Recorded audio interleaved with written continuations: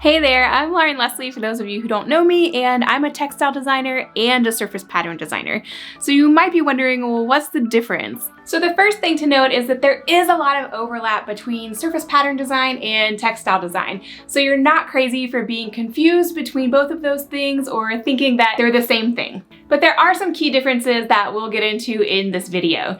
So textile design, first off, is basically the design of soft textiles, like the fabric you see behind me. However, surface pattern design means that you're designing the surface of really any product. It could be a hard good or a soft good. So for example, we have this potted plant right here. And as you can see, someone had to design these really beautiful florals to go on this potted plant. However, this is not a textile. Therefore, it is not textile design. So in surface pattern design, it can often apply to industries like stationery and gift as well. So as you can see on this little greeting card here, it is paper. So it's not a soft good, it's not an actual textile. Surface pattern design can literally apply to any kind of surface, and I think one of the key components of surface pattern design is that you are simply designing the surface. You are designing what goes on it, what's being printed, but you're not designing the actual product. So that can be a little bit different than textile design, and I'll show you what I mean. Here's an example of a pillow design that I actually designed in one of my old in-house jobs, and this is a printed fabric. It's still considered textile design, but it is a very similar application to what we just saw on the greeting card.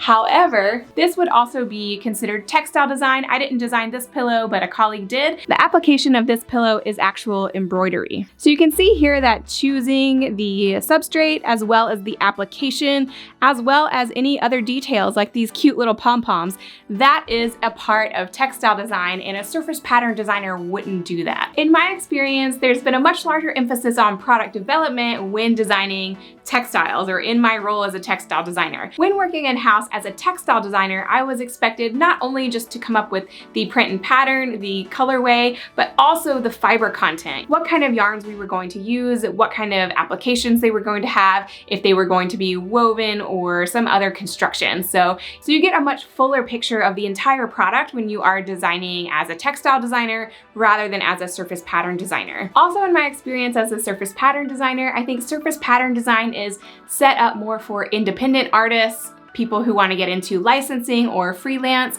while textile design is something that I've always done as an in-house role. Now, that's not to say that you can't work as a freelancer as a textile designer. However, that's something that you might typically do after working in an in-house job where you already have connections and people who trust you in those relationships who you can freelance for. Some other products that would be included in surface pattern design but not textile design would be things like wallpaper, dishware, or paper products. Again, in the gift and stationery industry, that's a big one with a lot of overlap, and so on. So even though the fabric you see behind me is a soft good, which is technically a textile, I consider this surface pattern design because I didn't do anything to help design this construction of the fabric.